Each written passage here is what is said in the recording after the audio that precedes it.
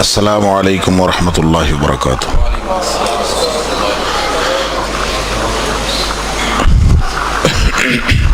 الحمد للہ وکفی وسلام علی عبادہ الذین اصطفی۔ اشہد ان لا الہ الا اللہ وحدہ لا شریک لہ واشہد ان محمدا عبدہ ورسولہ صلی اللہ علیہ وآلہ وسلم۔ اللہم صلی علی محمد وعلی آل محمد کما صلیت علی ابراہیم وعلی آل ابراہیم انک حمید مجید۔ اللہم بارک علی محمد وعلی آل محمد کما بارکت علی ابراہیم وعلی آل ابراہیم انک حمید مجید۔ اما بعد فاعوذ باللہ السمیع العلیم من الشیطان الرجیم من ہمزہ ونفخہ ونفثہ۔ بسم اللہ الرحمن الرحیم۔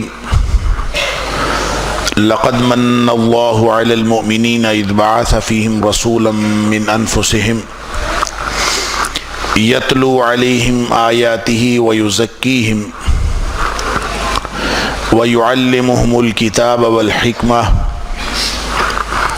وَإِن كَانُوا مِن قَبْلُ لَفِي ضَلَالٍ مُبِينٍ۔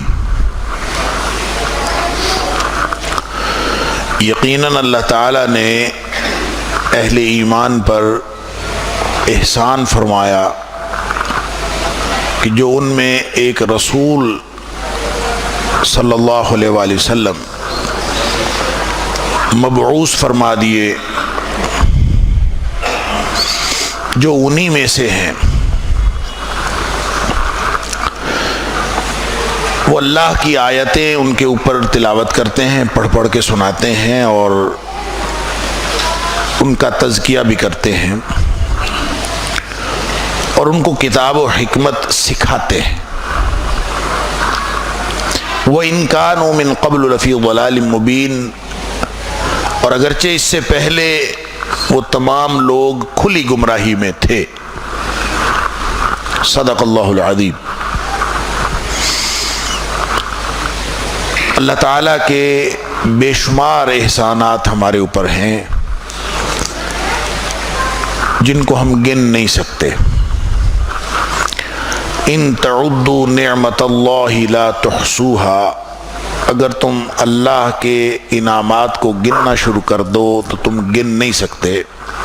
دنیا میں کوئی کمپیوٹر ایسا نہیں بنا جو شمار کر لے اللہ کے انعامات کا۔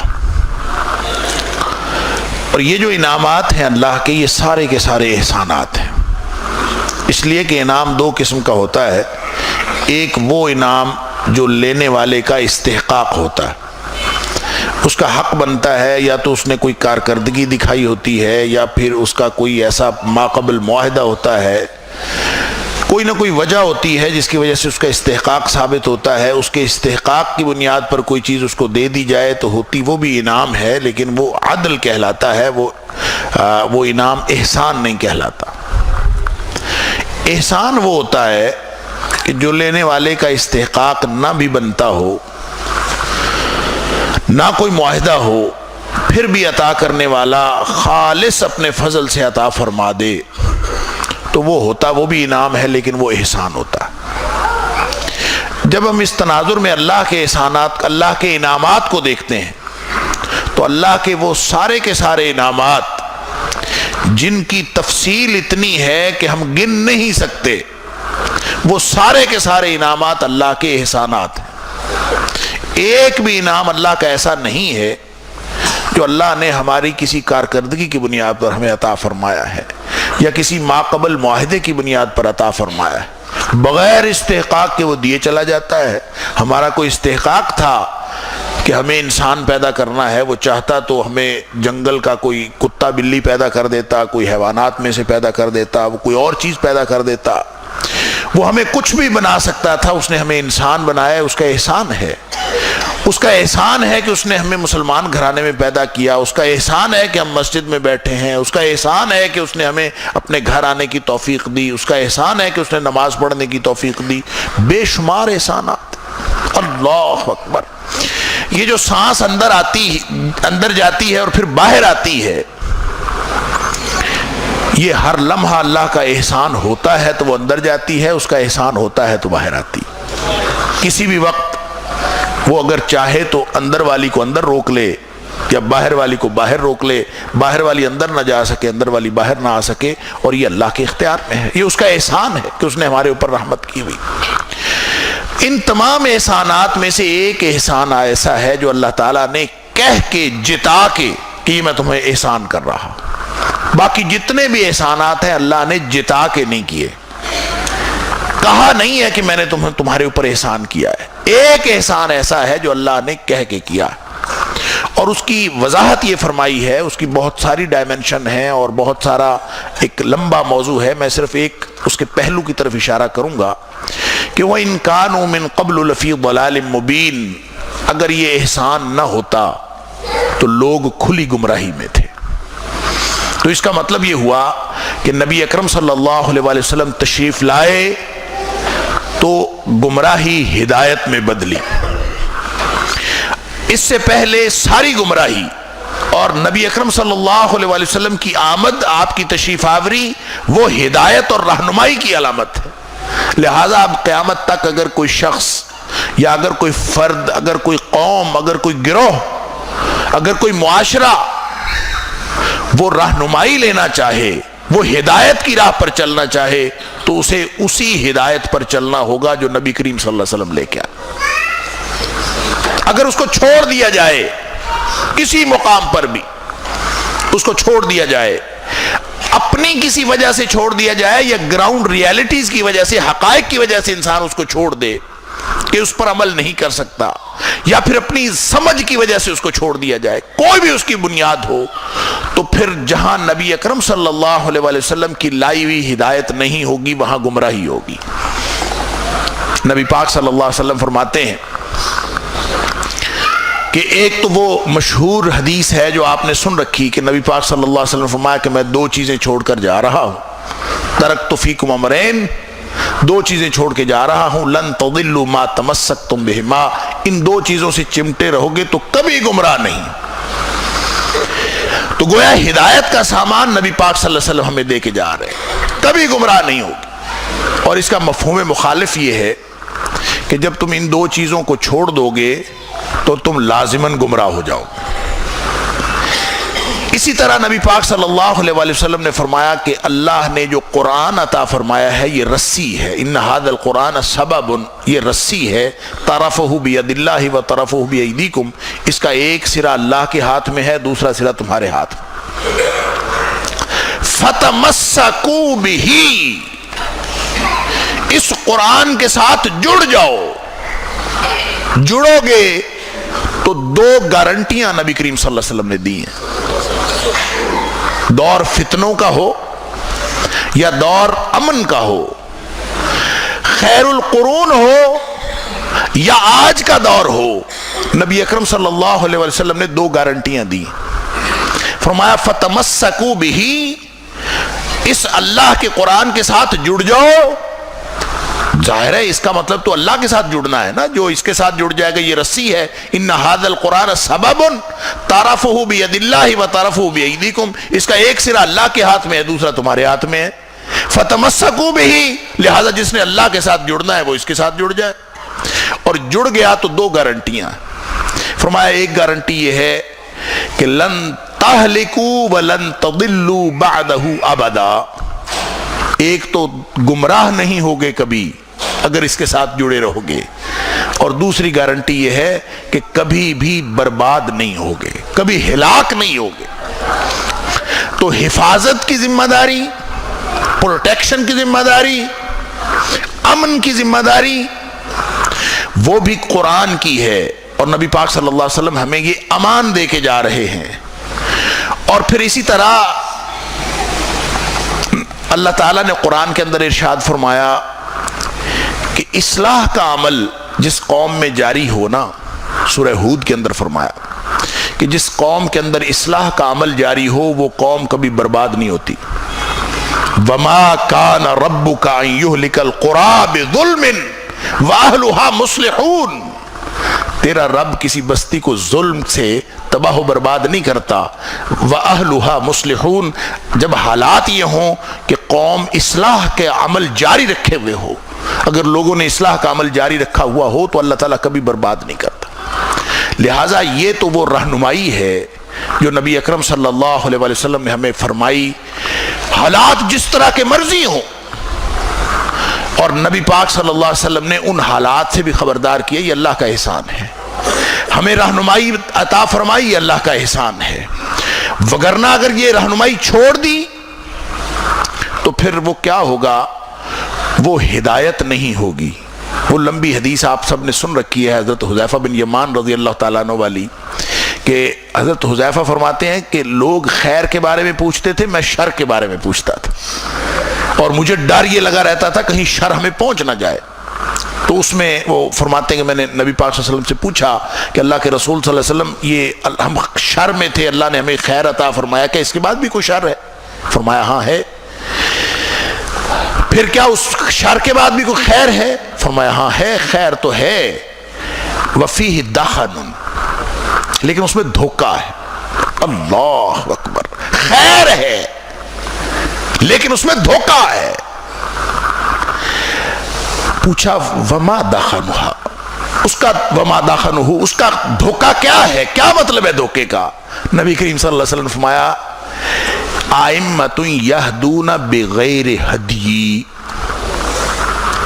تقریریں ہو رہی ہوں گی، جلسے ہو رہے ہوں گے، واعظین واعظ کر رہے ہوں گے، لوگ خطبے دے رہے ہوں گے، سب کچھ ہو رہا ہوگا، لیکن وہ ہدایت میری لائی ہوئی ہدایت نہیں ہوگی. لوگ ہدایت کی بات کر رہے ہوں گے، سارا عمل جاری ہوگا، لیکن وہ میری لائی ہوئی ہدایت نہیں ہوگی. اللہ، یہ ہے دھوکہ. اور اگر نبی اکرم صلی اللہ علیہ وسلم کی لائی ہوئی ہدایت نہ ہو، ساری دنیا کی دانش اکٹھی کر لی جائے، ساری دنیا کے لوگ اکٹھے کر لیے جائیں، تو کبھی بھی امت ہدایت کے راستے پر نہیں چل سکتی. لہذا یہ جو دور ہے، اس کے بارے میں بھی نبی کریم صلی اللہ علیہ وسلم نے ہمیں رہنمائی فرمائی.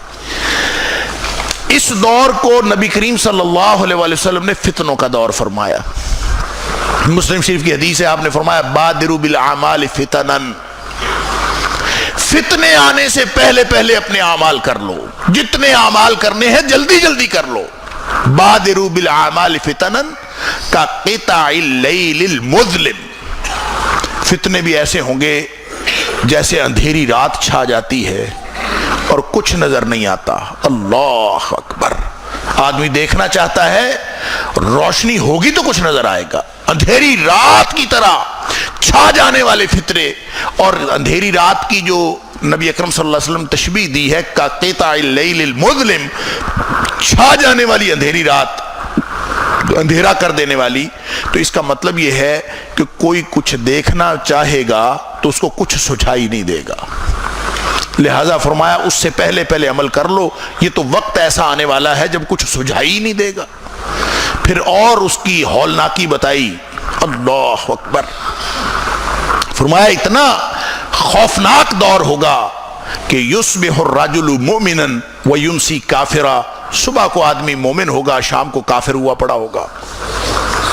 او یمسی مومنا ویصبح کافرا، یا پھر شام کو مومن ہوگا، صبح کافر ہوا پڑا ہوگا. اللہ اکبر. وَيَبِيعُ الرَّجُلُ دِينَهُ بِعَرَضٍ مِّنَ الدُّنْيَا، اور اس کی ایک نشانی یہ ہے اس دور کی کہ لوگ اپنے دنیاوی مفادات کے لیے اپنا ایمان بیچ دیں گے، اپنا دین بیچ دیں گے، دین کا سودا کر لیں گے کہ کوئی بات نہیں، ایمان دین یہ تو ذاتی معاملہ ہے، فائدہ ہونا چاہیے دنیا کا فائدہ. یبیع الرجل دینہ بعرض من الدنیا، دنیاوی مفادات ان کو ترجیح دی جائے گی اور دین بالکل پیچھے چلا جائے گا. یہ جو دور ہے فتنوں کا، مجھے یوں لگتا ہے کہ شاید ہم جس دور میں زندگی گزار رہے ہیں یہ وہی دور ہے. نبی اکرم صلی اللہ علیہ وسلم نے جن بھی فتنوں کی نشاندہی فرمائی ہے، وہ سارے کے سارے فتنے ہم اس کا تعین کلی نہیں کر سکتے. صحابہ کرام فتنوں سے ڈرتے رہے، وہ سمجھتے رہے کہ ہم فتنوں کے دور میں ہیں. تابعین عظام فتنوں سے ڈرتے رہے، وہ سمجھتے رہے ہم فتنوں کے دور میں ہیں، تبع تابعین وہ بھی ڈرتے رہے، ہر دور کے جو صلحاء ہیں وہ ہمیشہ ڈرتے رہے اللہ سے کہ کہیں ہم فتنوں کے دور میں ہیں، کوئی فتنہ ہمارے اوپر وہ فتنہ آیا ہوا ہے۔ تو ہر دور میں فتنے آئے ہیں، لیکن یہ دور تو کوئی عجیب ہی دور ہے، لیکن احسان اللہ کا کہ اللہ نے ہمیں نبی اکرم صلی اللہ علیہ وآلہ وسلم جیسی ہدایت اور رہنمائی دینے والی شخصیت عطا فرمائی جو قیامت تک کے لیے ہمیں رہنمائی دے گئی۔ یہ ممکن نہیں ہے کہ قیامت تک کوئی موقع ایسا آئے کہ اس کے بارے میں نبی اکرم صلی اللہ علیہ وسلم کی دی ہوئی رہنمائی موجود نہ ہو۔ اللہ کا قرآن، نبی پاک صلی اللہ علیہ وسلم کا فرمان ہر موقع کے لیے رہنمائی دیتا ہے، لیکن یہ فتنے ہیں کہ وہ کم ہونے کا نام ہی نہیں لے رہے، ایک فتنہ اس سے اگلا فتنہ، پھر اس کے اگلا فتنہ۔ ایک دن نبی اکرم صلی اللہ علیہ وسلم نے فرمایا، آپ کسی بلند مقام پہ، مدینے کے کسی بلند مقام پہ آپ کھڑے ہوئے، آپ نے فرمایا صحابہ کرام سے کہ تمہیں معلوم ہے مجھے کیا نظر آ رہا ہے، میں کیا دیکھ رہا ہوں؟ صحابہ نے حیرانگی کا اظہار کیا، اللہ کے رسول صلی اللہ علیہ وسلم ہمیں تو نہیں پتا آپ کیا دیکھ رہے ہیں۔ فرمایا میں فتنے دیکھ رہا ہوں، انی لأری الفتنہ، انی لأری الفتن، میں بہت سارے فتنے دیکھ رہا ہوں، تقع خلال بیوتکم، صرف وہ فتنے نہیں ہیں یعنی جو ہم قومی طور پر یا نیشنل لیول پر یا ماحول میں یا معاشرے میں جو فتنے دیکھتے ہیں صرف وہ نہیں ہے، فرمایا تقع خلال بیوتکم، تمہارے گھروں کے اندر فتنے واقع ہوں گے، اور میں دیکھ رہا ہوں کہ بہت سارے فتنے تمہارے گھروں کے اوپر آ رہے ہیں، اور وہ اتنے آ رہے ہیں کہ وقع القطر، اتنے زیادہ میں دیکھ رہا ہوں جیسے بارش کے قطرے گرتے ہیں نا، اس طرح تمہارے اوپر فتنے گر رہے ہیں۔ اللہ اکبر، اللہ کے رسول صلی اللہ علیہ وسلم نے پھر ان فتنوں کی نبی کریم صلی اللہ علیہ وسلم نے کیٹیگرائزیشن کی ہے، آپ نے مختلف حوالوں سے بتایا، کوئی چھوٹا فتنہ، کوئی بڑا فتنہ۔ ایک حدیث کے اندر آتا ہے نبی پاک صلی اللہ علیہ وسلم نے فرمایا کہ ایک تو دور ایسا آئے گا کہ آدمی قبر کے پاس سے گزرے گا اور خواہش کرے گا کہ کاش یہ قبر میری ہوتی، یعنی اتنے فتنے آ جائیں گے کہ آدمی ان فتنوں سے پریشان ہو کے گھبرا کے وہ خواہش کرے گا کہ قبر میری ہوتی۔ اللہ اکبر، سب سے بڑا فتنہ جو اس دور میں جو کبھی آنا ہے، پتہ نہیں کب آنا ہے یا آ چکا ہے، اللہ کو معلوم ہے۔ نبی اکرم صلی اللہ علیہ وسلم نے فرمایا آدم علیہ السلام سے لے کر قیامت تک جتنے بھی فتنے آئے ہیں ان سارے فتنوں میں سے سب سے بڑا فتنہ دجال کا فتنہ، آدم علیہ السلام سے لے کر قیامت تک کے فتنوں میں سب سے بڑا فتنہ دجال کا فتنہ، اور دجال دجل سے ہے، اس کا مطلب دھوکہ اور فریب، گویا دھوکے اور فریب کا فتنہ ہوگا، سمجھ ہی نہ آئے کہ کیا ہو رہا ہے اور کیا نہیں ہو رہا۔ اور دجال ویسے تو ایک شخصیت ہے، اس کی لمبی تفصیلات ہیں، نبی اکرم صلی اللہ علیہ وسلم نے بتایا، لیکن اس کا جو سب سے خطرناک پہلو ہے وہ یہی ہے کہ وہ سمجھ میں نہیں آنے دے گا کہ ہو کیا رہا ہے۔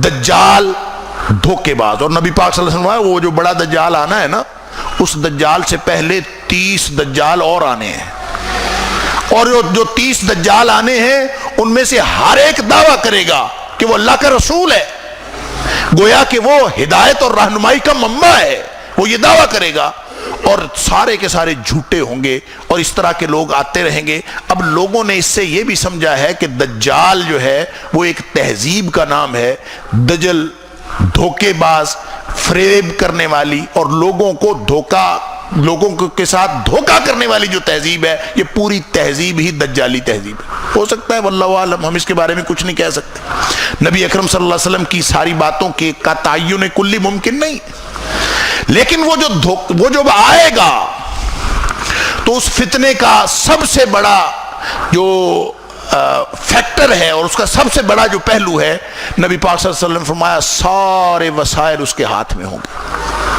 ہر طرح کا جو ساز و سامان ہے اور پورے جو وسائل پیداوار ہیں وہ ان کے اوپر کنٹرول حاصل کر لے گا۔ اب اس کے ہاتھ میں ہوگا، وہ جس کو چاہے گا پانی دے گا، جس کو چاہے گا وہ کھانے کو دے گا، جس کو چاہے گا وہ دے گا، جس کو نہیں چاہے گا وہ نہیں دے گا۔ صحابہ کرام حیران ہو گئے، اللہ کے رسول صلی اللہ علیہ وسلم سب کچھ ہی اس کے ہاتھ میں چلا جائے گا، ہم کیا کریں؟ نبی پاک صلی اللہ علیہ وسلم نے فرمایا تم اگر پتہ چل جائے نا کہ دجال آ گیا ہے تو پہاڑوں کو نکل جانا. بھئی پہاڑوں کو نکل جائیں گے تو وہاں کیا کھائیں گے؟ کھائیں گے کیا کریں گے؟ ہم سارے وسائل ان کے پاس.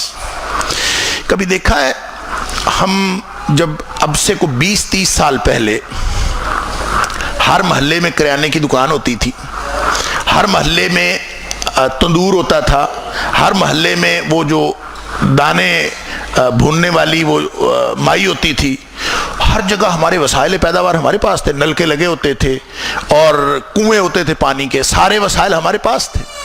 آہستہ آہستہ چیزیں جو ہیں وہ سینٹرلائز ہوتی چلی جا رہی، چھوٹی دکانیں ختم ہو کے بڑے بڑے ڈپارٹمنٹل سٹور بنتے جا رہے ہیں. یہ بڑے بڑے ڈپارٹمنٹ، وہ جو صبح صبح ناشتہ بنتا تھا گھر میں، پراٹھے بنتے تھے اور وہ روٹیاں، اب اس کی جگہ پہ بریڈ آ گئی.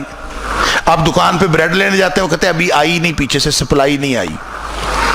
پانی پہلے ہم نلکے سے بھر لیتے تھے، اب وہ بوتل آتی ہے. آہستہ آہستہ چیزیں ساری سینٹرلائز ہوتی جا رہی ہیں، اور جو نیچے کا پانی ہے وہ خراب ہو گیا ہے، پتہ نہیں کس نے کیا. پانی تو اللہ کا ہے، ہر جگہ کا ہی پانی خراب. اب کوئی گاؤں کوئی محلہ ایسا نہیں رہا جو اس بوتل کا محتاج نہ ہو گیا ہو، وہ جو بوتل کسی کمپنی سے ملتی ہے.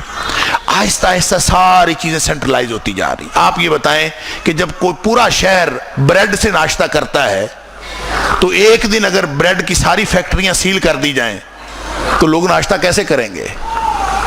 یہ ساری اس دجالی تہذیب ہے. دجال کے لیے ماحول بنایا جا رہا. بڑے بڑے ڈپارٹمنٹل سٹور، چھوٹی چھوٹی دکانیں آہستہ آہستہ ختم ہوتی جا رہی. اب تھوڑی رہ گئی ہیں، آہستہ آہستہ یہ بھی ختم ہوتی ہے. بس بڑے بڑے departmental store, cash and carry, فلاں بن گیا، وہ اس پہ جائیں، سارے وسائل ان کے پاس. ایک دن وہ بند ہو گیا، سارا ہی سودا ختم، ہر چیز غائب. تو لگتا یہ ہے، واللہ عالم، یہ اللہ کو معلوم ہے. اور پھر ٹیکنالوجیکل جو ترقی ہے یہ اتنی زیادہ ہو رہی.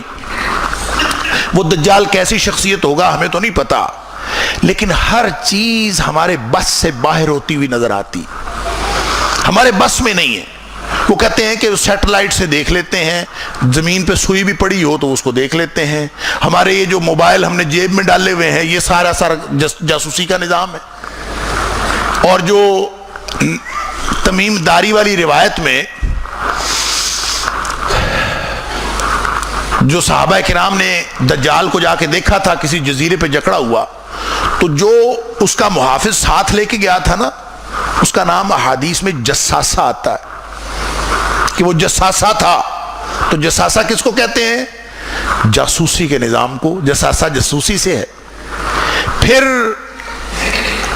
نبی اکرم صلی اللہ علیہ وسلم، اللہ تعالیٰ نے قرآن میں سورہ مائدہ کے اندر فرمایا کہ یہودیوں کی جو سب سے بڑی صفات میں سے، ان کی سب سے بڑی کیریکٹرسٹکس میں سے ایک ان کی صفت ہے کہ سماعون للکذب. اور یہ جو سماعون ہے نا، یہ کسی بھی چیز کو بتکلف سننا ہے. اور اس کے مختلف مفاہیم میں ایک مفہوم یہ شامل ہے کہ وہ لوگوں کی باتیں سنتے ہیں، کان لگا کے سنتے ہیں، جاسوسی کرتے ہیں. اور پوری دنیا میں جاسوسی کا نظام ہے ایک، اور ہمارا ایک ایک لمحہ، ایک ایک مرحلہ، سارا کچھ ان کے ہاتھ میں ہے. وہ کہتے ہیں کہ یہ جو اس کے اوپر آپ جب اس کو کھولتے ہیں نا موبائل کو، تو وہ کہتا ہے کہ آپ کا مائکرو فون، کوئی بھی ایپ آپ کہتے ہیں مائکرو فون جو ہے وہ آپ اجازت دیتے ہیں کہ وہ آپ کے مائکرو فون تک ایکسیس حاصل کر لے، ہم اجازت دے دیتے ہیں. وہ کہتے ہیں آپ کے کیمرے تک ایکسیس حاصل کر لے، ہم کہتے ہیں اجازت دے دیتے ہیں. یہ سارا کچھ ان کے ہاتھ میں ہے. ہم اس کو بند کر کے بھی رکھ دیں، وہ اگر ہماری باتیں سننا چاہیں تو وہ سن سکتے ہیں. خدا بندہ یہ تیرے سادہ دل بندے کدھر جائیں، ہم کس جگہ چھپیں گے؟ اب ایک نئی ٹیکنالوجی آ رہی ہے، RFD، ریڈیو فریکوینسی ڈیوائس، اور radio frequency identification device, RFID. اور آپ نیٹ پہ سرچ کر کے دیکھیں، وہ ایک نئی ڈیوائس ہے. وہ پتہ کیا ہے؟ وہ بھی اسی طرح، جس طرح یہ ہماری سم ہے نا، تو یہ ہماری لوکیشن بتا دیتی ہے کہ ہم کہاں پھرتے ہیں. جہاں بھی پھرتے ہیں ہماری، یہ سب سے بڑی جاسوسی یہ کرتا ہے کہ ہم کہاں پھرتے ہیں. اب انہوں نے کہا ہے سیکیورٹی کے نام پر ایک چپ جو ہے وہ ہر بندے، یہ تو موبائل تو ہم رکھ دیتے ہیں نا، دور چلا جاتا ہے، ہر بندے کے اندر ایک چھوٹی سی چپ ڈال دی جائے گی. وہ چھوٹی سی چپ جب اس کے اندر ڈال دی جائے، یہ بنیادی طور پر تو سیکیورٹی کے نام پر ڈلے گی، اور وہ کہتے ہیں کہ اس کا تجربہ پہلے امریکہ سے کریں گے. اچھا، سیکیورٹی کے نام پر وہ ڈال دی جائے گی، اور وہ جب ڈل گئی تو پھر آپ جہاں کہیں بھی جا رہے ہیں آپ ان کی نگاہ میں ہیں. پوری دنیا میں آپ جو کچھ بھی کر رہے ہیں وہ سب کچھ آپ ان کی نگاہ میں ہیں. پھر وہ کہتے ہیں اگلے مرحلے پہ جو RFID ہے وہ یہاں لگائی جائے گی. یہ جو نروز ہے نا انسان کی، یہاں لگائی جائے گی. بظاہر وہ سیکیورٹی کے نام پر ہوگی، لیکن جب وہ یہاں لگے گی نا تو اس کا کنیکشن انسان کے دماغ کے ساتھ جڑ جائے گا. جب اس کا انسان کے دماغ کے ساتھ کنیکشن جڑ جائے گا تو پھر اس کا کنٹرول ان کے ہاتھ میں آ جائے گا. پھر وہ ہمیں سوچنے پر بھی مجبور کر دیں گے. ابھی تو عمل کرنے پر مجبور کیا ہے، تو پھر وہ ہمیں سوچنے پر بھی مجبور کر دیں گے. تو یوں لگتا ہے کہ یہ ہے وہ سارا ماحول جو دجال کے لیے بنایا جا رہا ہے. میں آپ سے پوچھتا ہوں، اگر یہاں پہ RFID لگا کے ہمیں ہماری سوچوں کو بھی کنٹرول کر لیا جائے تو ہمارے پاس اس سے بچنے کا طریقہ کیا ہے؟ ایسی ٹیکنالوجی، ایسا میدان گرم کر دیا گیا ہے کہ مسلمان اگر اس کا مقابلہ کرنا چاہیں اس میدان میں تو لگتا ہے کہ ناممکن ہے. دجال کیا ہوگا کیا نہیں ہوگا ہمیں نہیں پتا، لیکن اس ٹیکنالوجی کی دیکھیں تو مجھے سمجھ آتی ہے کہ دجال کیا ہوگا. مثلا کمپیوٹر کی ترقی نے ہمیں یہ بتا دیا کہ جو میموری ہے نا انسان کے ذہن کی میموری، دماغ کی میموری، یہ اب اس ترقی کمپیوٹر کی اتنی ہو گئی ہے کہ یہ دماغ کی میموری جو ہے یہ ڈاؤن لوڈیبل ہے. اس کو ڈاؤن لوڈ کیا جا سکتا ہے. اندازہ فرمائے دماغ کے اندر جو کچھ ہے وہ آپ کسی اور کمپیوٹر پہ ڈاؤن لوڈ کر سکتے ہیں. اگر یہ ممکن ہو جائے کہ یہ ہماری دماغ کی میموری جو ہے ڈاؤن لوڈ کر کے کسی کمپیوٹر میں ڈال دی جائے تو کمپیوٹر میں سے آپ چھوٹی سی چپ پہ ڈال دیں، جیسے چپ کے اوپر ہر چیز آ جاتی ہے، تو چپ کے اوپر اگر ساری میموری ڈال دی تو آپ ایک انجینئر کے دماغ کی میموری ڈاؤن لوڈ کریں، جو دنیا کا بہترین انجینئر ہو اس کا دماغ ڈاؤن لوڈ کریں، کمپیوٹر کی چپ پہ ڈال دیں، گویا وہ ساری انجینئرنگ اس میں آ گئی. پھر آپ ایک بہت بڑا جو میڈیکل سائنس کا بہت اعلیٰ ڈاکٹر ہے اس کے دماغ کی میموری ڈاؤن لوڈ کریں، ایک چپ اس کی بنا لیں. پھر آپ جو سوشل سائنٹسٹ ہے اس کی میموری اعلیٰ حاصل قیاس جتنی دنیا میں ابقری شخصیات ہیں آپ ان کی میموری ڈاؤن لوڈ کر کے ایک چپ پہ ڈال لیں، اور وہ چپ کی ساری میموری جو ہے وہ 5 6 7 چپیں جو ہے ان کی میموری ایک چپ پہ لے آئیں اور وہ ایک چپ کسی کے دماغ میں لگا دیں تو وہ کیا بنے گا؟ وہ دجال بنے گا. اگر وہ آپ اس کو لگا دیں اس کے پاس سارا علم بھی ہوگا، اس کے پاس سارے ٹرک بھی ہوں گے، ہر چیز، وہ ڈاکٹر بھی ہوگا، وہ انجینئر بھی ہوگا، وہ ہر چیز کرتا ہوگا اور سارے وسائل اس کے ہاتھ میں ہوگے. اور یہ یقیناً جب نبی کریم صلی اللہ علیہ وسلم نے فتنے کا بتایا ہے تو یہ فتنہ وقوع پذیر ہو کے رہنا ہے. یہ کس طرح ہونا ہے یہ اللہ جانتا ہے. یہ میں تو صرف قیاس آرائیاں کر رہا ہوں، یہ قیاس آرائیاں ہیں، لیکن وہ جب آئے گا سارے وسائل ان کے پاس چلے گئے. اللہ اکبر. صحابہ کرام پوچھتے ہیں اللہ کے رسول صلی اللہ علیہ وسلم جب کھانا پینا بھی اس کے ہاتھ میں، سب کچھ اس کے ہاتھ میں، آپ ہمیں فرما رہے ہیں کہ جنگلوں کو نکل جائیں تو ہم کھائیں بھی پیئیں گے کیا وہاں پہ؟ اللہ اکبر. نبی اکرم صلی اللہ علیہ وسلم نے فرمایا کہ تمہیں تحلیل، تحمید اور تسبیح ہی کافی ہوگی. تم لا الہ الا اللہ پڑھو گے تمہارا پیٹ بھر جایا کرے گا، تم سبحان اللہ پڑھو گے تمہارا اس سے پیٹ بھرے گا، تم تکبیر پڑھو گے، اللہ اکبر کہو گے تمہارا، اور الحمدللہ کرو گے تمہارا پیٹ بھرے گا. میں آپ سے پوچھتا ہوں اور اپنے آپ سے پوچھتا ہوں کہ اس دجالی تہذیب میں اللہ اکبر، الحمدللہ، لا الہ الا اللہ سے پیٹ بھرنے کی کوئی پریکٹس کی ہے ہم نے؟ ہم تو ایک وقت کا ناشتہ نہ ملے تو مرن مران ہو جاتے ہیں. تو نبی کریم صلی اللہ علیہ وسلم نے جو رہنمائی فرمائی ہے وہ فرمائی ہے کہ وہ فتنہ جب آئے گا تو تمہارا کھانا اللہ کا ذکر ہوگا. تو ہم نے اگر اپنے بچوں کو یہ سکھایا ہے، اگر ہم نے خود یہ سیکھا ہے کہ کھانا نہ بھی ملے تو اللہ کے ذکر سے پیٹ بھر جاتا ہے، ہمارا تو پیٹ نہیں بھرتا. اگر ہمارا پیٹ نہیں بھرتا تو پھر دجال کے فتنے کا مقابلہ کس نے کرنا؟ نبی اکرم صلی اللہ علیہ وسلم کی رہنمائی ہر چیز کے بارے میں. پھر ہم جس دور میں رہ رہے ہیں، نبی پاک صلی اللہ علیہ وسلم کی حدیث ہے، آپ نے فرمایا کہ انہا ستاتون علی الناس سنون خداع، کہ لوگوں کے اوپر ایک ایسا دور آنے والا ہے جو دھوکے کا دور ہوگا. خود دجال کا فتنہ تو اپنا الگ فتنہ ہے، پورا دور ہی دھوکے کا دور ہوگا. اللہ اکبر. کیا کریں اس دور میں، دھوکے کے دور میں؟ فرمایا دھوکے کا دور بھی ایسا ہوگا کہ یصدق فیہ الکاذب ویکذب فیہ الصادق. جو دنیا کا نمبر 1 جھوٹا ہوگا نا، اس کو ساری دنیا سچا قرار دے دے گی کہ یہ سچا ہے. یصدق فیہ الکاذب ویکذب فیہ الصادق. اور جو سچا ہوگا اس کو ساری دنیا جھوٹا قرار دے دے گی. اللہ اکبر. ایسا بڑا دھوکہ. پھر فرمایا وَيُؤْتَمَنُ فِيهِ الْخَائِنُ وَيُخَوَّنُ فِيهِ الْأَمِينُ. جو دیانتدار ہوگا اس کو ساری دنیا بددیانت سمجھے گی، اور جو بددیانت ہوگا اس کی دیانتداری کے سارے لوگ سرٹیفکیٹ سپریم کورٹ میں جمع کرا دیں گے. اللہ اکبر. یعنی جہاں بھی اس کے سرٹیفکیٹ دینے والے بڑے ہوں گے کہ یہ تو دیانتدار ہے. پھر اوپر سے بڑی بات کہ جو رہنمائی جہاں سے لینی تھی، نبی اکرم صلی اللہ علیہ وسلم فرمایا کہ جن سے آپ نے رہنمائی کس سے لینی ہوتی ہے؟ یہی علماء واعظین.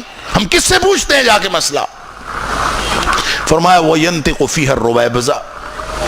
باتیں کرنے والے وہ رویبضہ ہوں گے، ترجمان، قوم کی زبان، قوم کے ترجمان جو گفتگو کریں گے، جو چہرہ ہوں گے، جو اصل ترجمانی کر رہے ہوں گے، وہ رویبضہ ہوں گے. صحابہ نے پوچھا اللہ کے رسول صلی اللہ علیہ وسلم رویبضہ کیا ہیں؟ فرمایا رویبضہ وہ ہیں السفیہ الذی یتکلم فی امر العامہ. یہ وہ بیوقوف اور احمق لوگ ہیں جن کو پتہ کچھ بھی نہیں اور ساری دنیا کے معاملات کے بارے میں گفتگو کریں گے.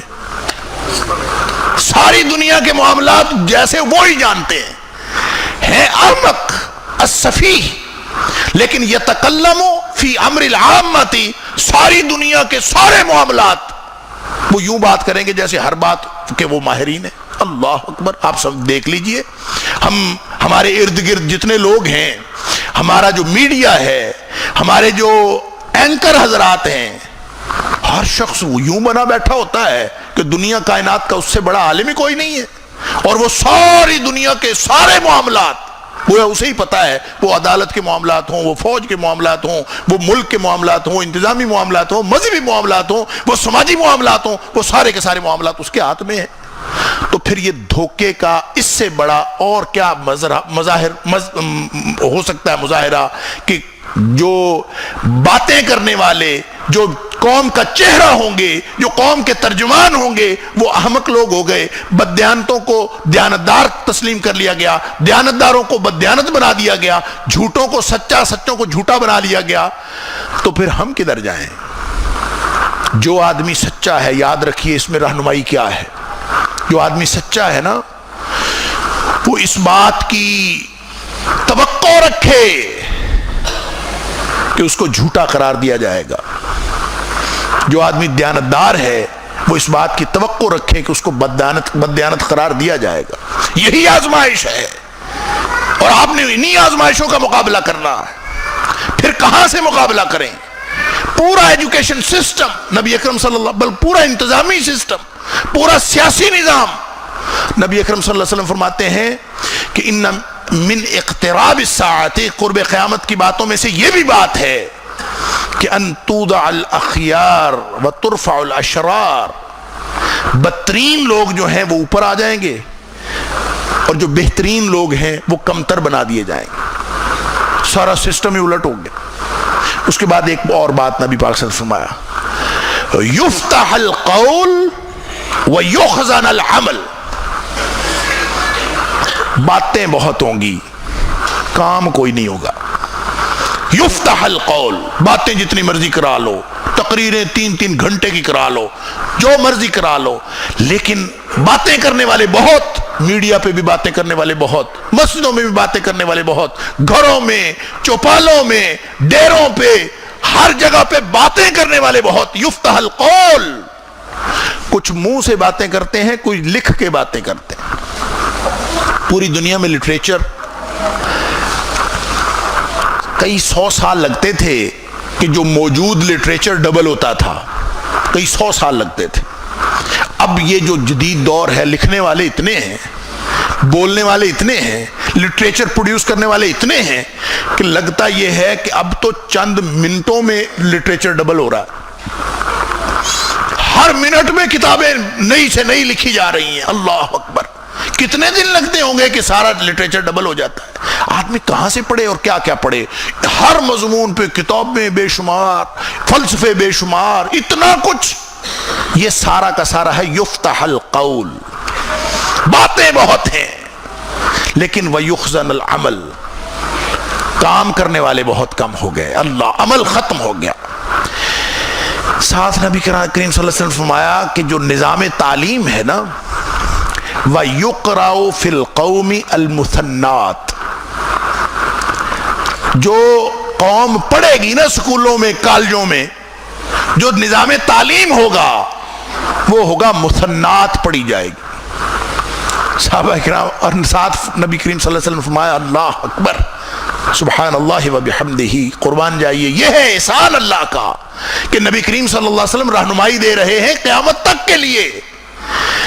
فرمایا کہ لیس فیہم احد ینکرھا, ایک بھی بندہ اس قوم میں ایسا نہیں ہوگا جو اٹھ کے بازو نکال کے یہ کہہ دے کہ یہ غلط کیوں کر رہے ہو, یہ غلط چیزیں کیوں پڑھ رہے ہو, یہ نظام تعلیم کو کیا کیا ہوا ہے, یہ تم نے سب کچھ کیسے بگاڑ دیا ہے. کوئی کہنے والا ہی نہیں ہوگا, کوئی اس کو ناپسند کرنے والا ہی نہیں ہوگا, کوئی اس کو غلط کہنے والا ہی نہیں ہوگا. صحابی پوچھتا ہے اللہ کے رسول صلی اللہ علیہ وسلم مل مثنات, یہ مثنات ہوتی کیا ہے؟ سبحان اللہ. نبی کریم صلی اللہ علیہ وسلم فرمایا کہ یہ وہ ہے مکتوتبت سوا کتاب اللہ, اللہ کی کتاب کے علاوہ جو کچھ بھی لکھا جائے گا وہ سارا کا سارا مثنات ہے. اب سمجھ آئی کہ دنیا میں جو کچھ پڑھا جا رہا ہے, قرآن تو اس سے مائنس کیا جا رہا ہے. جتنا نصاب ہماری تعلیم میں, نصاب تعلیم میں جتنا قرآن تھا اس کو بھی مائنس کیا جا رہا ہے. قرآن نہ پڑھنا پڑے تو التی کتبت سوا کتاب اللہ, اللہ کی کتاب سوا کتاب اللہ, اللہ کی کتاب کے علاوہ جو کچھ بھی لکھا جا رہا ہے, جو کچھ پڑھایا جا رہا ہے, جو کچھ پڑھا جا رہا ہے, جو کچھ لٹریچر پروڈیوس کیا جا رہا ہے, جو باتیں کی جا رہی ہیں, اگر وہ باتیں اللہ کے قرآن کی نہیں ہیں, اگر وہ نبی پاک صلی اللہ علیہ وسلم کے فرمان کی نہیں ہے, تو وہ سارا کا سارا مثنات ہے جس کے بارے میں نبی کریم صلی اللہ علیہ وسلم نے پہلے خبردار فرما دیا تھا. اللہ اکبر. یہ دھوکے کا دور, اوپر کی نیچے, نیچے کی اوپر, ہم کدھر جائیں؟ ہمارے لیے کیا طرز عمل ہے؟ ہمارے لیے کوئی اور راستہ نہیں. جو میں نے شروع میں بات بتائی, ہمارے لیے راستہ ہی کوئی نہیں. گارنٹی نبی کریم صلی اللہ علیہ وسلم نے دی تھی لن تضلوا ما تمسکتم بہما, تم ان دو چیزوں سے چمٹے رہو گے کبھی گمراہ نہیں ہوگے. حالات جتنے مرضی خراب ہو جائیں, جتنے مرضی بڑے دجال آ جائیں, نبی کریم صلی اللہ علیہ وسلم نے فرمایا کہ ایسے فتنے بھی ہوں گے, ستکون فتن, ایک انقریب فتنے ہوں گے. نبی کریم صلی اللہ علیہ وسلم فتنوں کے دور میں زیادہ بھاگ دوڑ نہ کرو, زیادہ سرگرمی نہ دکھاؤ. جب فتنے آ گئے, سمجھ آ گئی, تو جو جتنا پیسو ہوگا وہ اتنا بہتر ہوگا. آپ نے فرمایا القاعد فیہا خیر من القائم, فتنوں کے دور میں اپنے آپ کو بڑا بنانا, سرگرمی دکھانا, آگے نکلنا, آگے بڑھنے کی کوشش کرنا, یہ فتنے میں پھنس جانے والی بات ہے. آپ نے فرمایا القاعد فیہا خیر من القائم, اس فتنے کے دور میں جو بیٹھ گیا وہ کھڑے ہونے والے سے بہتر ہے. اور والقائم فیہا خیر من الماشی, اور جو کھڑا شخص ہے نا وہ چلنے والے شخص سے بہتر ہے. والماشی فیہا خیر من الساعی, اور جو چلنے والا ہے وہ دوڑنے والے سے بہتر ہے. اب کوئی شخص دوڑ دھوپ کر رہا ہے تو بدترین آدمی وہ ہے. جو ٹھنڈی چال چل رہا ہے وہ اس سے بہتر ہے، اور جو بالکل چال نہیں چل رہا کھڑا ہو گیا ہے، فرمایا وہ اس سے بہتر ہے، اور جو بالکل بیٹھ ہی گیا ہے وہ اس سے بھی بہتر ہے۔ یہ فتنوں کے دور میں بجائے اس میں انوالو ہونے کے آپ پیچھے ہٹیں۔ فرمایا من تشرف لہا، لوگوں کو عادت ہوتی ہے نا کہ دیکھیں تو صحیح کیا ہے، وہاں پہ یہ تماشا لگا ہوا ہے دیکھیں تو صحیح کیا ہے، وہاں تماشا لگا ہوا ہے دیکھیں تو صحیح کیا ہے، کہتے میں دیکھنے کے لیے گیا تھا کہ اصل میں ہے کیا۔ نبی کریم صلی اللہ علیہ وسلم فرمایا من تشرف لہا تستشرفہ فی، جو دیکھنے کے لیے اس میں جھانکے گا نا کہ بھلا کیا ہے، وہ فتنے میں مبتلا ہو جائے گا۔ فتنے کو دیکھنے کی بھی ضرورت نہیں ہے، جو دیکھے گا وہ اس میں مبتلا ہو جائے گا۔ اور بچے گا کون؟ بچے گا وہ جو پناہ گاہ ڈھونڈے گا، جو پناہ گاہ کی طرف آئے گا۔ اور پناہ گاہ کیا ہے؟ پناہ گاہ کون سی ہے؟ کوئی اور ہے ہی نہیں، فتمسکوا بہ، فتمسکوا بہ لن تضلوا ولن تہلکوا بعدہ ابدا۔ دو گارنٹیاں نبی کریم صلی اللہ علیہ وسلم نے دی ہیں، جو اس سے جڑے گا فکری اور عملی طور پر، فکر اس سے لے عمل اس کے مطابق کرے، جو اس طرح کرے گا وہ کبھی گمراہ بھی نہیں ہو سکتا، کبھی تباہ بھی نہیں ہو سکتا۔ یہ نبی کریم صلی اللہ علیہ وسلم نے گارنٹی دی۔ لہٰذا اور کوئی راستہ نہیں ہے۔ فتنوں کے دور میں جتنے بڑے بڑے فتنے، ہم کیسے مقابلہ کریں؟ آپ فتنوں کا مقابلہ کرنا چاہیں ان کی پچ پہ جا کے دیکھیں، جنگ ہوتی ہے نا، جنگ، تو جنگ میں ایک محاذ ہوتا ہے جس پر دونوں فوجیں لڑ رہی ہوتی ہیں، تو جب مقابلے کی ٹکر کی فوج ہوتی ہے نا تو پھر فوجیں پلان کرتی ہیں ایسا محاذ کھول لیں جہاں دوسرے کی کمزوری ہو، پھر وہ ایسا محاذ کھولتے ہیں کہ جیسے جہاں دوسرا کمزور ہو۔ ساری دنیا یہ تو کہتی ہے، میڈیا یہ تو ہائی لائٹ کرتا ہے کہ ہماری سائنسی ترقی کوئی نہیں ہے، ہم ٹیکنالوجی کی ترقی نہیں کر رہے، مغرب ترقی کر گیا، فلاں اتنی ترقی کر گئے، دجال ترقی کر گیا، ہر چیز ترقی کر گیا، ہم نے ترقی کر۔ بات یہ ہے وہ ان کا میدان ہے، ہم اگر ان کے میدان میں لڑیں گے تو ہم جنگ ہار جائیں گے، وہ ہمارا میدان نہیں ہے۔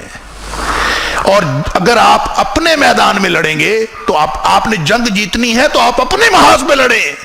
اور یاد رکھیے دنیا کا کوئی بھی موقع ہو، زمانہ کوئی بھی ہو، چاہے وہ سابقہ زمانہ ہو، چاہے آنے والا زمانہ ہو، چاہے حال ہو، مسلمان ان کے پاس کبھی بھی وہ مادی قوت کی وجہ سے جیت نہیں سکتے جنگ۔ مسلمان جیتتا ہے تو ایمانی قوت سے جیتتا ہے۔ دجال کے مقابلے میں جو قوت کام آئے گی، وسائل کام نہیں آئیں گے، ایمان کام آئے گا۔ اور جنگ جو ہے وہ روحانیت اور مادیت کی ہے، اور ہر دور میں روحانیت اور مادیت کی جنگ رہی ہے۔ آج بھی اگر آپ اس سے پریشان ہونا شروع ہو جائیں کہ کسی کے پاس ٹینک بڑے ہیں، کسی کے پاس وسائل بہت زیادہ ہیں، جنگ کے وسائل بہت زیادہ ہیں، جنگ کا ساز و سامان زیادہ ہے، ٹیکنالوجی کی ترقی زیادہ ہے، انہوں نے تو کمپیوٹر سارے اپنے قبضے میں لے لیے ہیں، پوری دنیا کا جاسوسی نظام ان کے قبضے میں ہے، ہر چیز ان کے قبضے میں ہے، تو یاد رکھو آپ کے پاس جو اللہ نے ایمان کی طاقت عطا فرمائی ہے، ان کے سارے کمپیوٹروں میں کیڑے پڑ سکتے ہیں اگر آپ کا ایمان مضبوط ہو۔ آگے دیوار یوں لگتا ہے، آگے دیوار پیچھے آگ، ہمارے پاس رستہ ہی کوئی نہیں جانے کو۔ پوری دنیا میں مسلمانوں کو یعنی کیڑے مکوڑے سے زیادہ تو مسلمانوں کی کوئی حیثیت نہیں۔ جیسے ہم گھروں میں کوپیکس پاؤڈر چھڑکتے ہیں نا کیڑے مکوڑے مر جائیں، تو جتنے زیادہ مرتے ہیں ہم خوش ہوتے ہیں، اتنے کیڑے مرے پڑے ہیں، کوپیکس پاؤڈر چھڑکا تھا۔ اگر وہی کوپیکس پاؤڈر جو ہے وہ پڑ جائے کھانے والی چیزوں میں تو گھر کا کوئی بندہ بھی ہوش ہو جائے تو وقت پڑ جاتا ہے سارے گھر کو۔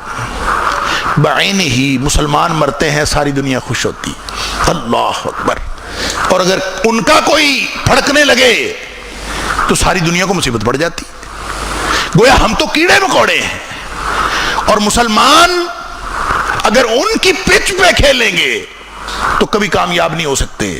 مسلمانوں کے لیے رہنمائی نبی اکرم صلی اللہ علیہ وسلم ہے، وَإِن كَانُوا مِن قَبْلُ لَفِي ضَلَالٍ مُبِينٍ۔ نبی اکرم صلی اللہ علیہ وسلم جب تشریف نہیں لائے تھے تو جتنے لوگ تھے وہ سارے گمراہی میں تھے، کھلی گمراہی میں۔ آج بھی جو نبی اکرم صلی اللہ علیہ وسلم کی رہنمائی چھوڑ دیں گے وہ کھلی گمراہی میں ہوں گے۔ لہذا جس نے بچنا ہے وہ ادھر آ جائے۔ پوری فوج تھی نا فرعون کی، پورے اسلحہ اور ساز و سامان سے لیس، اور آگے سمندر تھا اور یقین تھا۔ انہوں نے کہا تھا، قرآن کہتا ہے اِنَّا لَمُدْرَكُونَ، پکڑے گئے۔ اِنَّا، بے شک، لَمُدْرَكُونَ، ہم تو یقیناً پکڑے گئے۔ موسیٰ علیہ السلام نے کیا فرمایا تھا؟ اِنَّ مَعِيَ رَبِّي، میرا رب میرے ساتھ۔ کلا، ایسا ہو نہیں سکتا کہ ہم پکڑے گئے ہوں۔ کیوں نہیں ہو سکتا؟ سامنے سمندر ہے، یہ گراؤنڈ ریالٹی ہے، پیچھے وقت کی بڑی فوج ہے۔ یہ اس وقت کا، جس طرح آج امریکہ ہے نا سپر پاور، یہ چھوٹی سپر پاور ہے، وہ بڑی سپر پاور تھا اس دور کے اعتبار سے، اور وہ پیچھے، اور سوائے موت کا کچھ نظر ہی نہیں آ رہا۔ بائبل میں لکھا ہے کہ انہوں نے، بنی اسرائیلیوں نے موسیٰ علیہ السلام سے کہا تھا، موسیٰ، مصر میں ہمارے لیے قبریں نہیں تھیں جو تم مرنے کے لیے ہمیں اتنی دور سمندر کے کنارے لے آئے؟ یعنی موت یقینی نظر آ رہی تھی۔ تو موسیٰ علیہ السلام نے فرمایا کلا، ایسا نہیں ہو سکتا۔ ان معی ربی، میرا رب میرے ساتھ ہے۔ سیہدین، ابھی کوئی نہ کوئی راستہ نکالے گا، وہ راستہ نکالتا ہے۔ مومنوں کے لیے یہی ایک ذریعہ ہے کہ وہ اپنے اللہ کے ساتھ جڑیں، اللہ کے قرآن کے ساتھ جڑیں، نبی اکرم صلی اللہ علیہ وسلم کے فرمان کے ساتھ جڑیں۔ جب ان کے ساتھ جڑیں تو راستہ یقیناً نکلتا ہے، اور وہ جو راستہ نکلتا ہے، اور پھر نکلا نا، انہونی ہوئی۔ ہم نتائج کی وجہ سے ڈرتے ہیں۔ ہم یہ جو لفظ ہے نا تقوی، اس کا لغت کے اندر معنی دیکھیں نا، تو ایک معنی یہ ہے ڈرنا۔ جب اس کا ترجمہ ہم کرتے ہیں نا، اس کے مختلف معنی ہیں، تو اس کا ایک معنی یہ ہے نتیجے کی وجہ سے ڈرنا، کہ جو آپ کو معلوم ہے کہ نتیجہ کیا ہوگا۔ کسی کے ہاتھ میں بندوق ہے تو بندوق اس کا ٹرائگر کے اوپر ہاتھ ہے، تو آپ کو معلوم ہے کہ اگر چل گیا تو یہ تو تباہی پھیلا دے گا، تو اس نتیجے کی وجہ سے آپ ڈر رہے ہیں نا۔ بندوق تو خوفناک نہیں ہے، بندوق کی شکل تو خوفناک نہیں، لیکن آپ ڈرتے ہیں کہ یہ چل گئی تو یہ کام خراب کر دے گی۔ آگ ہے، آگ کی شکل خوفناک نہیں ہے، آپ اس سے ڈرتے اس لیے ہیں کہ آپ کو معلوم ہے کہ ہاتھ اس میں گیا تو جل جائے گا۔ بچوں کو بھی روکتے ہیں نا، آگ ہے نہیں جانا، نتیجہ برا ہے۔ یہاں پہ کوئی اگر بجلی کے تار ننگے ہوں تو وہ خوفناک ہوتے ہیں نا، وہ کہتے ہیں بڑا خطرناک ہے، پیچھے ہٹ جاؤ۔ وہ ڈر کیا ہے؟ ساری زندگی میں اللہ نے ہمیں محفوظ رکھا ہو، ہم کبھی بجلی کا جھٹکا نہ لگا ہو، پھر بھی ہمیں معلوم ہے کہ ادھر نہیں جانا۔ یہ اس سے جھٹکا لگتا ہے تو بہت خطرناک نتائج نکلتے ہیں۔ یہ جو دنیا میں جتنے نتائج ہیں نا، جتنی چیزوں کے نتائج کی وجہ سے انسان ڈرتا ہے، یہ ساری چیزیں اپنے نتائج بدل دیتی ہیں اگر دل میں اللہ کے سوا کسی کا ڈر نہ ہو۔ دل میں اگر اللہ کے سوا کسی کا ڈر نہ ہو تو پھر اللہ ساتھ ہوتا ہے۔ وَأَنَّ اللَّهَ مَعَ الَّذِينَ اتَّقَوْا، قرآن کہتا ہے کہ جن کے دل میں اللہ کی ناراضگی کا خوف ہوتا ہے کہ میرا اللہ ناراض نہ ہو جائے، ساری دنیا ناراض ہوتی ہے تو ہو جائے، جن کے دل میں یہ شوق ہوتا ہے کہ مجھے اللہ کی رضامندی حاصل ہو جائے، دنیا بگڑتی ہے بگڑ جائے، ہر وقت اللہ کی رضامندی حاصل کرنے کا شوق، ہر وقت اللہ کی ناراضگی سے بچنے کا خوف یہ دل میں ہو تو اسی کا نام تقوی ہے۔ التقوی ہا ہنا۔ اور جس کے دل میں یہ بات آ جائے نا، یہ خوف آ جائے اللہ کی ناراضگی سے، کہیں میں اللہ کی ناراضگی کا ارتکاب نہ کر بیٹھوں، کوئی ایسی حرکت نہ ہو جائے، جس کے دل میں یہ ڈر آ جائے تو اشیاء نتائج بدل دیتی ہیں۔ جن اشیاء کو آپ دیکھ کے ڈر رہے ہوتے ہیں نا کہ یہ کتنی خوفناک ہے، وہ چیزیں نتائج بدل دیتی ہیں۔ آگ جلاتی ہے نا، پانی ڈبوتا ہے نا، یہی نتائج ہیں، ہم اسی لیے ڈرتے ہیں۔ تو ابراہیم علیہ السلام کو آگ نے جلایا؟ نہیں جلایا۔ آگ کا کام تو جلانا ہے، کیوں نہیں جلایا؟ اس لیے نہیں جلایا کہ ابراہیم کے دل میں آگ کا خوف نہیں تھا، اللہ کی ناراضگی سے بچنے کا خوف تھا۔ ان کے دل میں تقویٰ تھا، اللہ کا خوف تھا، اس اشیاء کے نتائج کا خوف نہیں تھا۔ جس کے دل میں اللہ کا خوف آتا ہے اشیاء نتائج بدل دیتی ہیں۔ موسیٰ علیہ السلام کو اللہ نے دریا میں، سمندر میں نہیں ڈبویا، راستہ دے دیا، حالانکہ اس کا کام تو ڈبونا ہے۔ اوپر پہنچ گئے وہ دشمن حضرت ابوبکر صدیق رضی اللہ تعالیٰ عنہ اور نبی اکرم صلی اللہ علیہ وسلم غار ثور پہ اوپر پہنچ گئے، اور صدیق اکبر رضی اللہ تعالیٰ فرماتے ہیں ہمیں ان کے پاؤں نظر آ رہے ہیں، دشمن، جان کے دشمن اوپر پہنچے ہوئے، اور فرماتے ہیں اگر وہ اپنے پاؤں کو نیچے دیکھ لیتے نا تو ان کی نگاہ ہم پر پڑ جانی تھی، اتنا بالکل سامنے پڑے بیٹھے ہوئے، نگاہ نہیں پڑی۔ فرماتے ہیں مجھے خوف ہوا، تو نبی اکرم صلی اللہ علیہ وسلم نے کیا فرمایا؟ لا تحزن، کوئی مسئلہ ہی نہیں ہے، ڈرنے کی کیا بات ہے، ان اللہ معنا۔ دشمن تگڑا، وسائل زیادہ، افرادی قوت زیادہ، اسلحہ زیادہ، لا تحزن ان اللہ معنا، ڈرنے کی کیا بات ہے، ہمارے ساتھ ہمارا اللہ ہے، اللہ ہمارے ساتھ ہونا تو پھر کوئی مسئلہ نہیں۔ اللہ اکبر۔ ان ینصرکم اللہ فلا غالب لکم، اگر اللہ کی مدد تمہارے ساتھ آتی، سورہ آل عمران میں اللہ تعالیٰ نے فرمایا اگر اللہ کی مدد تمہارے ساتھ ہوتی نا، فلا غالب لکم، اللہ تمہاری اگر مدد کرے تو دنیا میں کوئی طاقت تمہارے اوپر غالب نہیں آ سکتی، وعدہ ہے اللہ کا۔ وَإِن يَخْذُلْكُمْ، اور اگر اللہ ہی تمہیں چھوڑ جائے، فَمَنْ ذَا الَّذِي يَنْصُرُكُمْ مِنْ بَعْدِهِ، ان کی پچ پہ لڑتے رہو، تمہاری مدد کرنے کے لیے کوئی نہیں آئے گا۔ تم ان وسائل پر اور ان ذرائع سے اپنے آپ کو ان کے مقابلے میں لانے کے لیے تیار کرتے رہو۔ اگر اللہ نے تمہیں چھوڑ دیا، وَإِن يَخْذُلْكُمْ، اگر اللہ نے تمہیں چھوڑ دیا، فَمَنْ ذَا الَّذِي يَنْصُرُكُمْ مِنْ بَعْدِهِ، تو دنیا میں تمہاری مدد کرنے والا کوئی نہیں ہوگا، کوئی مدد کر بھی نہیں سکتا۔ وَعَلَى اللَّهِ فَلْيَتَوَكَّلِ الْمُؤْمِنُونَ، اگر دل میں ایمان ہے نا تو پھر اللہ پہ بھروسہ کر کے دین کے ساتھ جڑے رہو۔ یہ دور جس میں ہمیں خوف آتا ہے ہر طرف سے، یہ خوف کا دور نہیں ہے، اگر اللہ نے ایمان دیا ہے تو یہ خوشخبریوں کا دور ہے، یہ خوشخبریوں کا دور ہے۔ نبی اکرم صلی اللہ علیہ وسلم فرماتے ہیں تمہیں صحابہ کا دور اچھا لگتا ہے، وہ خیر القرون ہے۔ نبی کریم صلی اللہ علیہ وسلم فرمایا طوبی لمن رآنی وآمن بی، جس نے مجھے دیکھا میرے اوپر ایمان لایا، بڑی سعادت، بڑی خوشخبری اس کے لیے۔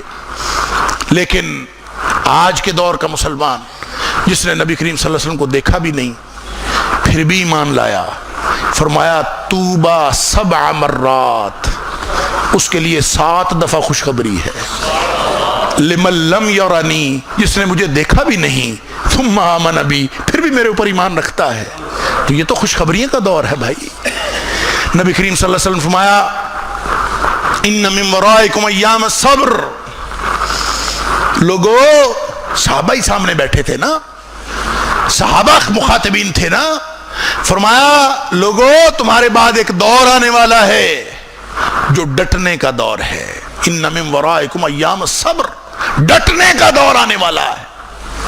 لیکن ساتھ فرمایا ڈٹنا ہوگا بڑا مشکل اس دور میں، والصبر فیہن کقبض علی الجمر، ڈٹنا اتنا مشکل ہوگا جیسے آگ کا انگارہ ہاتھ میں پکڑنا مشکل ہے۔ آگ کا انگارہ ہاتھ میں پکڑا ہوا ہو تو بھلا چین آتا ہے؟ فرمایا اتنا ہی مشکل ہوگا اس دور میں دین پر ڈٹنا۔ لیکن خوشخبری کیا ہے؟ یہ دور خوشخبری کا دور ہے۔ فرمایا خوشخبری کیا ہے؟ وَلِلْعَامِلِ فِيهَا أَجْرُ 50، فرمایا اس دور میں جو دین پر عمل کرے گا نا، جو دین سے چمٹا رہے گا، جو دین پر ڈٹا رہے گا، فرمایا لِلْعَامِلِ فِيهَا أَجْرُ 50، اس کے لیے 50 لوگوں جتنا اجر ہے۔ اب صحابہ بھی کمال کرتے تھے، آگے سے پوچھتے ہیں اللہ کے رسول صلی اللہ علیہ وسلم 50 منا اور 50 منہم، وہ جن 50 لوگوں جتنا اجر ہے وہ اس دور کے 50 ہیں یا ہمارے 50 ہیں صحابہ جتنے؟ اللہ اکبر۔ تو نبی کریم صلی اللہ علیہ وسلم فرمایا 50 منکم، تم صحابہ جتنے 50، 50 صحابہ جتنا اجر ہے آج دین پر عمل کرنے کا. تو یہ تو خوشخبریوں کا دور ہے بھائی. نبی اکرم صلی اللہ علیہ وسلم کا آخری حدیث سن لیجئے, بات ختم کرتا ہوں. نبی کریم صلی اللہ علیہ وسلم نے فرمایا بدا الاسلام غریبا وسیعود غریبا. جب اسلام آیا تھا تب بھی معاشرے میں اس کو کوئی نہیں جانتا مانتا تھا, اجنبی تھا معاشرے میں. وسیعود غریبا, ایک دور پھر آئے گا جب اسلام اجنبی ہو جائے گا.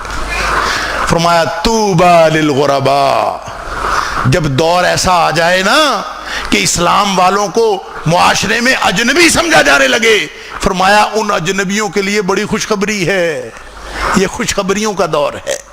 فرمایا طوبی للغرباء, ان اجنبیوں کے لیے خوشخبری ہے. صحابہ پوچھتے ہیں اللہ کے رسول من الغرباء, یا رسول اللہ صلی اللہ علیہ وسلم وہ ہیں کون, نشانی کیا ہے؟ مختلف روایات ہیں. ایک روایت میں فرمایا الذین یحیون سنتی ویعلمونها عباد اللہ, یہ غرباء اجنبی لوگ وہ ہیں جو میرے طریقے پر عمل کرتے ہیں حالات جیسے مرضی ہوں. ویعلمونها عباد اللہ, اور اللہ کے بندوں کو بھی یہی بتاتے ہیں کہ نبی کریم صلی اللہ علیہ وسلم والا طریقہ یہ ہے, یہی ہمارے پاس راستہ ہے, اس کے علاوہ کوئی راستہ نہیں. اور اگر ہم اس راستے پہ رہیں تو حالات اس سے بھی بدتر ہو جائیں انشاءاللہ. اہل ایمان کے اوپر کوئی پریشانی نہیں آتی. لا خوف علیہم ولا هم یحزنون, یہ کسی ایک مرحلے کی بات نہیں ہے, یہ دنیا کی بات بھی ہے, یہ آخرت کی بات بھی ہے. دنیا سے لے کر, دنیا میں آنے سے لے کر قیامت تک اور جنت اور جہنم کے فیصلے تک جو بدترین مشکل دور آئے گا وہ قیامت ہے. اور نبی اکرم صلی اللہ علیہ وسلم, قرآن نے کہا جس دن مائیں اپنے دودھ پیتے بچوں کو چھوڑ جائیں گی, حاملہ اپنے حمل گرا دیں گی, اتنا شدید وقت آئے گا. لیکن سورہ عبس کے اندر فرمایا کہ وہ جو اتنی پریشانی کی بات ہے کہ یوم یفر المرء من اخیہ وامہ وابیہ وصاحبتہ وبنیہ, ہر کوئی دوسرے سے بھاگ رہا ہوگا, کوئی رشتہ نہیں پہچانے گا. وجوہ یومئذ مسفرہ, اس شدید ترین وقت میں بھی کچھ چہرے چمک رہے ہوں گے, اور چمک ہی نہیں رہے ہوں گے, ضاحکۃ مستبشرہ, ہنس رہے ہوں گے اور خوش ہوں گے. وہ وقت خوشی کا نہیں ہوگا, کچھ لوگوں کو اللہ خوشی عطا فرمائے گا. دور فتنوں کا ہے, لیکن اللہ اس میں بھی لوگوں کو محفوظ رکھے گا, اور اس کی بنیاد صرف ایمان ہے. اللہ ہمیں ایمان عطا فرمائے اور نبی اکرم صلی اللہ علیہ وسلم کے فرامین اور اللہ کے قرآن سے جڑنے کی توفیق عطا فرمائے. یہی راستہ ہے جو دنیا اور آخرت کے ہر فتنے سے نجات دلائے گا. وآخر دعوانا الحمدللہ رب العالمین.